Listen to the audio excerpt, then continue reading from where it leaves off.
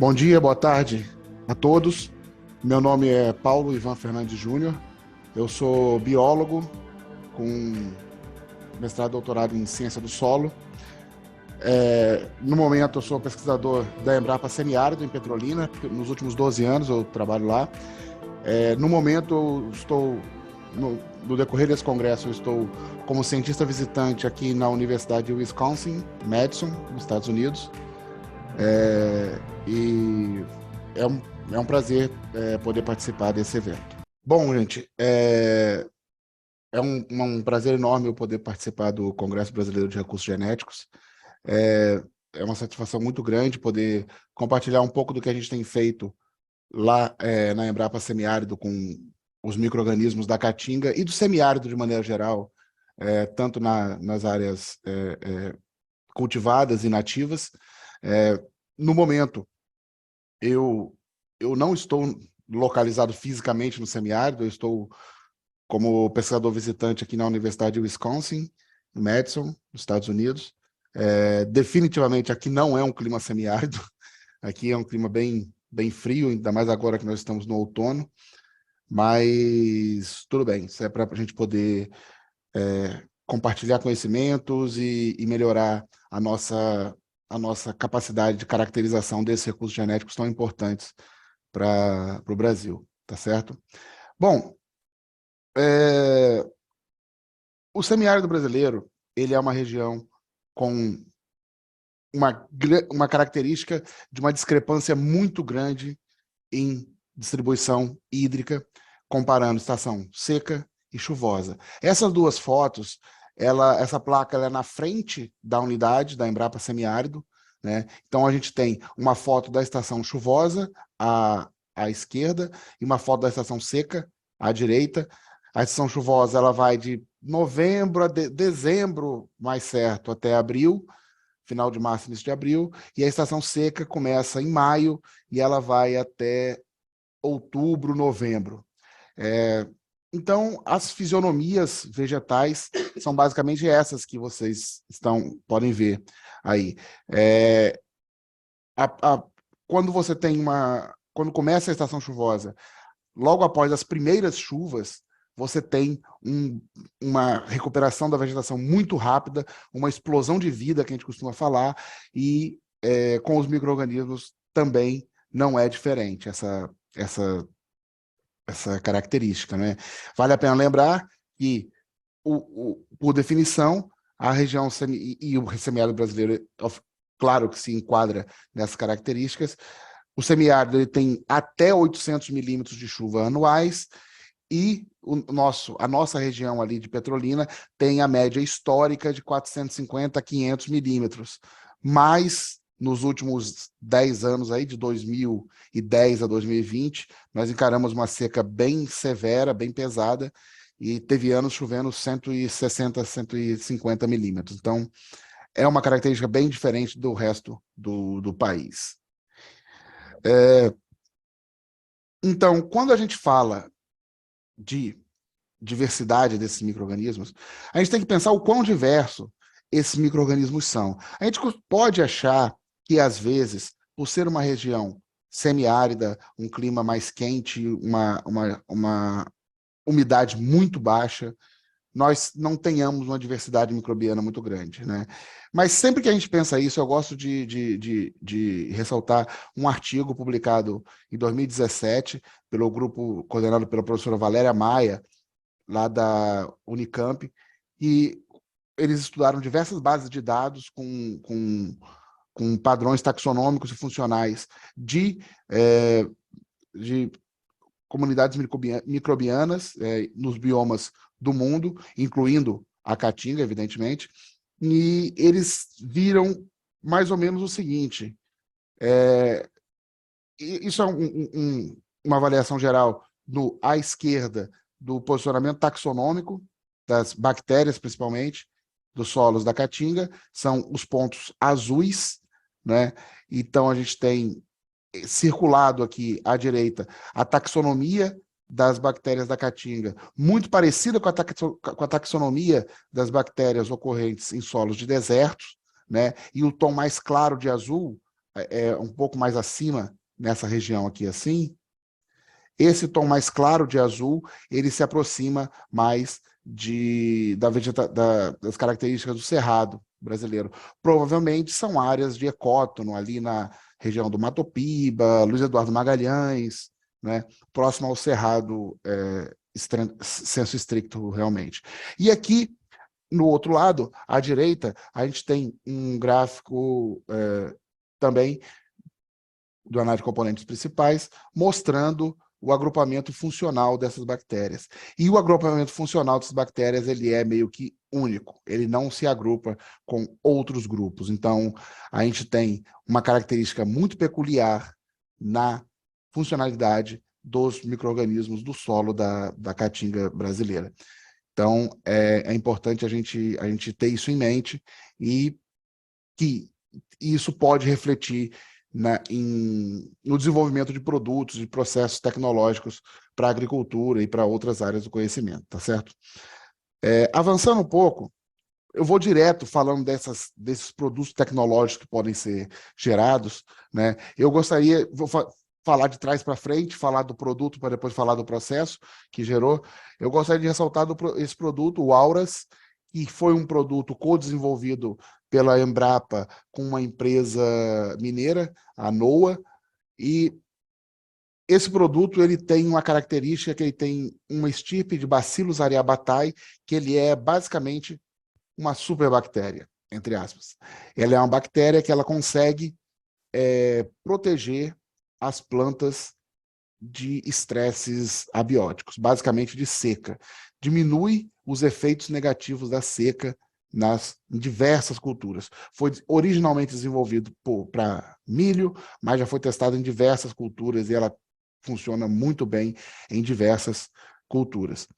E de onde veio esse Bacillus aryabhatae? De onde essa bactéria foi isolada? Essa bactéria foi isolada nesse trabalho aqui, publicado em 2013, pelo grupo lá da Embrapa Meio Ambiente, liderado pelo professor Itamar Soares de Mello, o pesquisador Itamar Soares de Mello. E nesse trabalho, eles fizeram um trabalho, eles visitaram a Caatinga, diversos pontos em diferentes estados do Nordeste brasileiro, coletaram diversas amostras de rizosfera de mandacaru e de outros cactos e avaliaram a diversidade dessas bactérias. Para quem não tem familiaridade com essas plantas, aqui está uma visão geral dessas plantas. Letra A é o mandacaru, B é o que a gente chama de coroa de frade, C é o xique-xique, o rabo de raposa, desculpa, e o D, o xique-xique. E essas plantas são muito comuns para a gente que vive lá na região semiárida. Então, eles isolaram uma série de bactérias dessas plantas, da rizosfera dessas plantas, e avaliaram a diversidade dessas bactérias.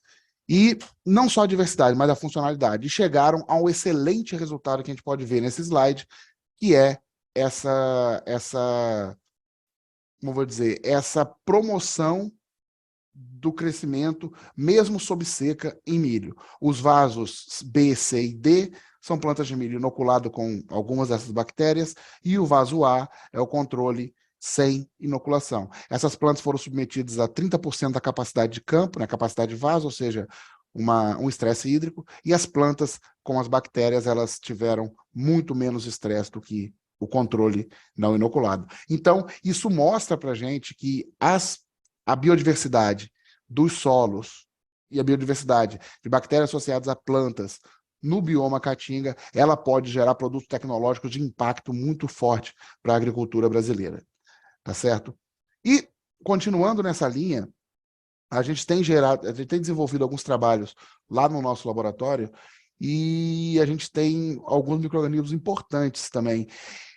O interessante é a gente pensar em novas abordagens, novas estratégias, novas formas de se obter esses micro-organismos, né?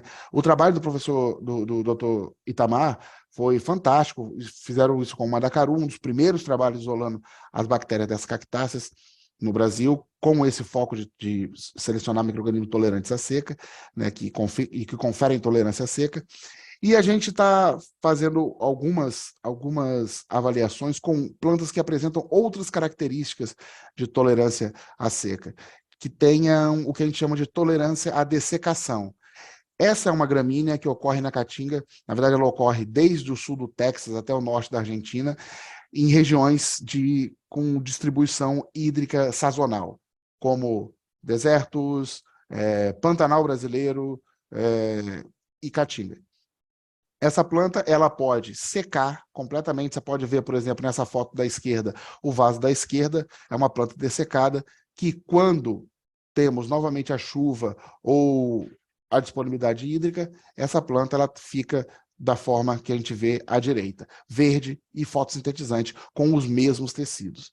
Então, além de termos pessoas na Embrapa estudando os mecanismos fisiológicos por trás dessa tolerância à dessecação e da reidratação, nós estamos estudando também a comunidade microbiana associada a essas bactérias, o que essas plantas, desculpa, e o que essas bactérias e fungos, o que eles podem fazer.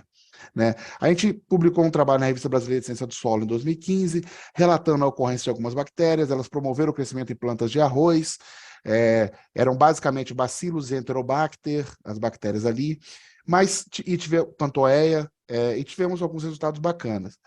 E aí, a gente testou essas bactérias para tolerância à seca em sorgo. E na avaliação da tolerância à seca em sorgo, nós conseguimos publicar esse trabalho em 2020, a gente conseguiu ver que a inoculação dessas bactérias, em princípio, elas não conferem, assim, visualmente, elas não conferiam uma tolerância seca para seca extrema. Nesses nossos experimentos, o que a gente fez? A gente irrigou as plantas e depois de um determinado tempo, a gente suspendeu completamente a irrigação. Suspendemos completamente a irrigação e as plantas secaram rapidamente. Era uma época de novembro, que é uma época muito quente para a gente lá. As plantas estavam no sol, não estavam numa estufa, numa casa de vegetação, estavam a pleno sol nos vasos. E aí nós vimos que elas secaram completamente. Quando a gente irrigou novamente, a gente viu esse resultado aqui. Isso aqui é um gráfico que mostra a evolução da fotossíntese dessas plantas no período de desidratação e reidratação.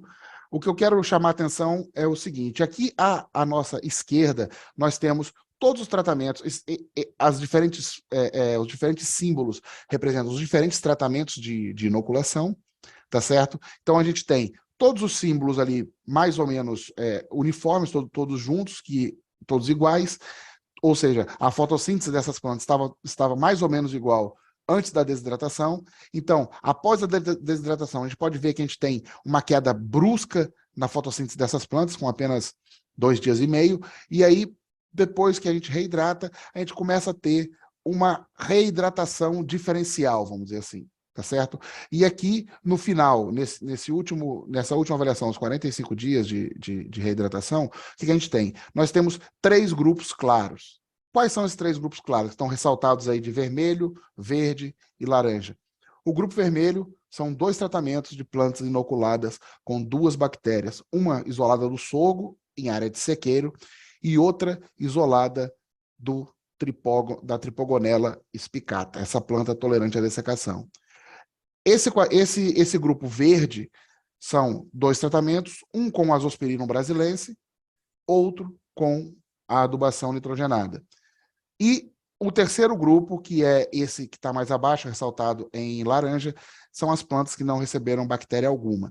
Então, a gente consegue ver, na infertilização, a gente consegue ver que o efeito protetor dessas nossas bactérias nas plantas de sorgo, elas vão além do suplemento nutricional, porque nós temos um grupo abaixo, que é o grupo que tem o Azospirillum brasilense, que é uma bactéria diazotrófica, e o nitrogênio fornecido para essas plantas. Então, nossas bactérias elas estão fazendo algum mecanismo, alterando de alguma forma o mecanismo fisiológico dessas plantas para que elas tenham um melhor desempenho em situação de seca, na recuperação. Então, recuperam mais rápido. Isso para o produtor, imaginando um produto que consiga fazer isso, é um ganho fantástico.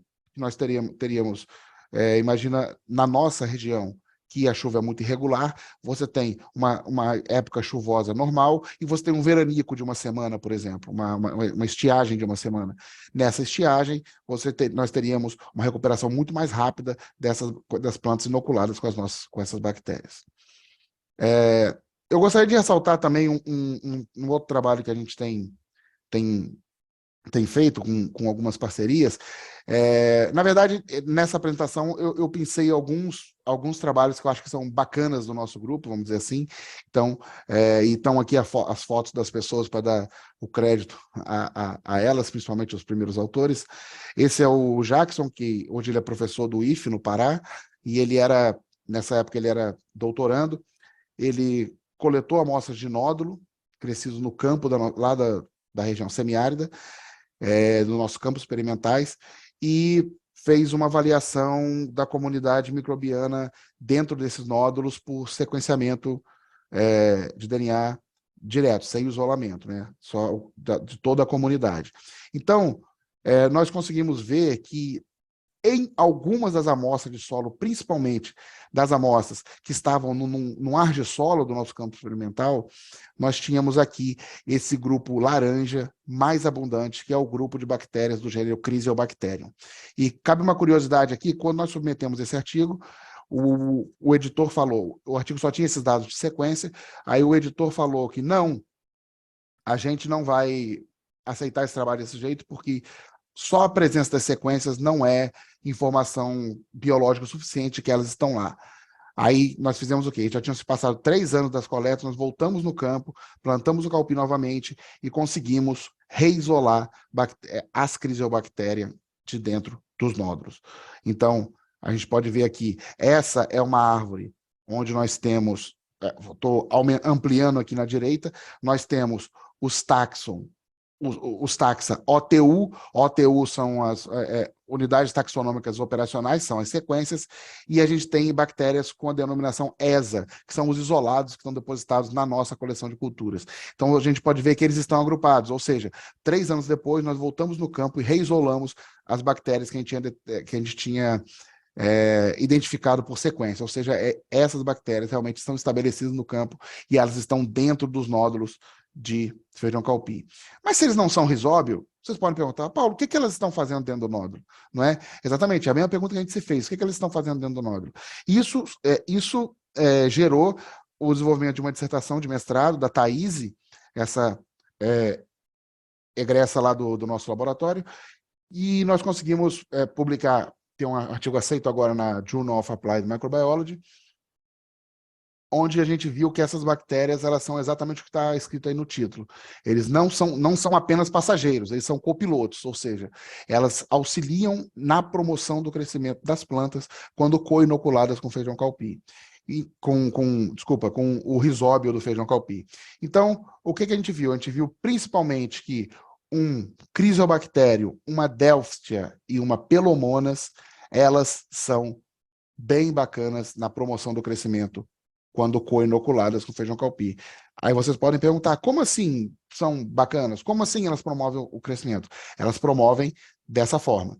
Aqui a gente tem uma foto onde nós temos a testemunha absoluta, sem inoculação ou sem adubação, à esquerda, 50% de nitrogênio, 100% de nitrogênio, e aqui a BR-3262, que é um Bradyrhizobium pachyrhizae, utilizado no inoculante comercial do feijão calpi.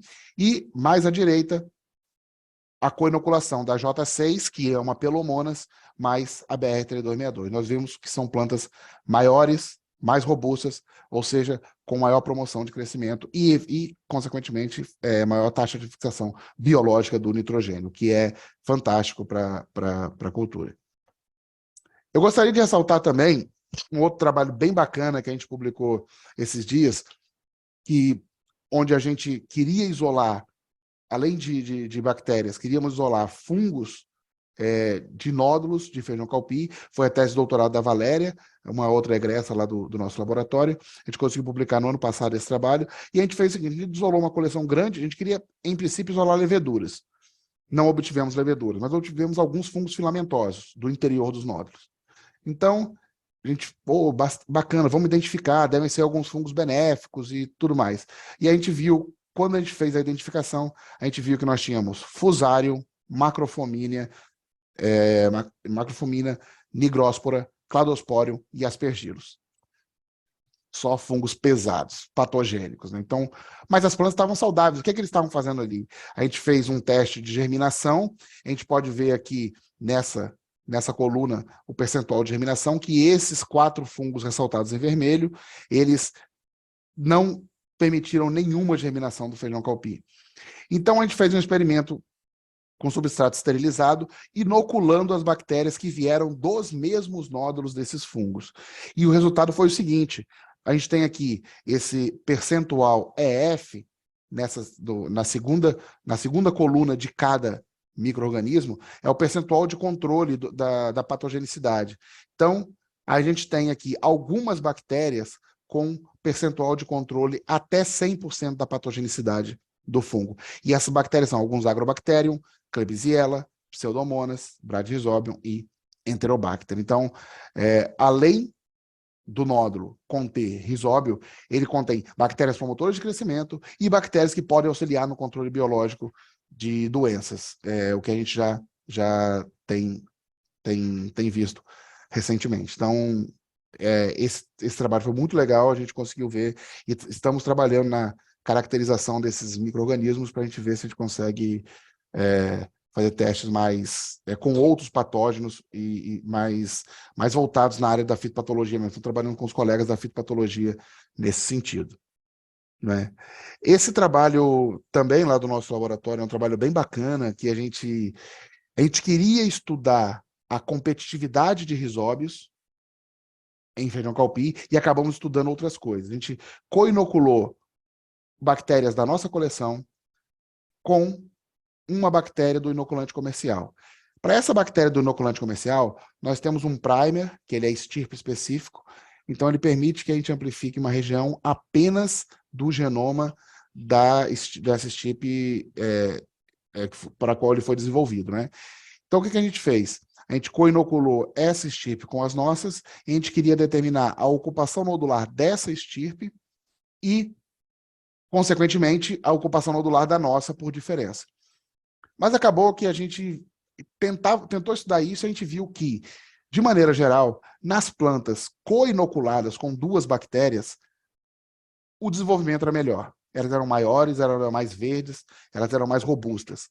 Então, acabou que a gente queria estudar competitividade e acabamos estudando cooperação, né, dentro dessas bactérias no nódulo. Então, a gente viu, assim, o resultado desse trabalho. Tem vários experimentos, mas aqui uma PCA, onde a gente tentou sumarizar todas os resultados dos ensaios. A gente vê aqui o grupo de pontos vermelhos, são as co-inoculações, os pontos azuis, a adubação nitrogenada, os pontos pretos, as inoculações, e os pontos verdes, a não inoculação, né, e nem adubação. Então, a gente vê que a nossa co-inoculação, ela está se distanciando da inoculação sozinha e está se agrupando, assim, está mais próxima da adubação nitrogenada. Então, essa é a principal mensagem desse trabalho. Parece que utilizar 2 bactérias é melhor do que utilizar uma. Elas não vão competir, elas vão acabar cooperando para a promoção do crescimento das plantas. E o que a gente tem? Mas vocês podem perguntar, como assim promove o crescimento? Não estou entendendo, como assim? Elas promovem o crescimento dessa forma. Esse são vasos com feijão calpi. Lá, à esquerda, testemunha absoluta, bem amarelado, a testemunha nitrogenada, aí a BR3267 e 3262 são 2 inoculantes do feijão calpi.